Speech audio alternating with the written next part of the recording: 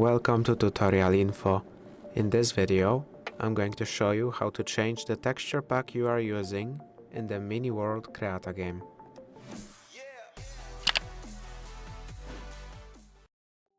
To change your used texture pack, you want to enter Start.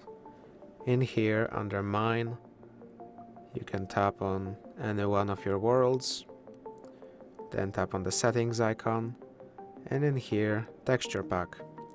Here you'll be able to choose among the texture packs you have available.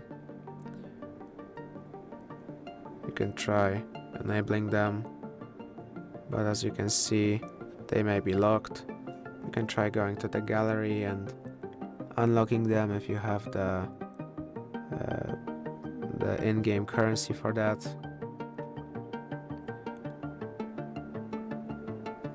After which, if you've unlocked them, you can go back here and try enabling them.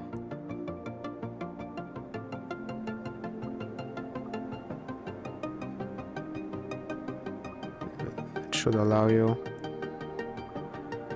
As you can see, though it doesn't seem to be available for all of them. Just pick the one you want to use and then enter. This will reload the game, and as you can see, the texture pack is now being used.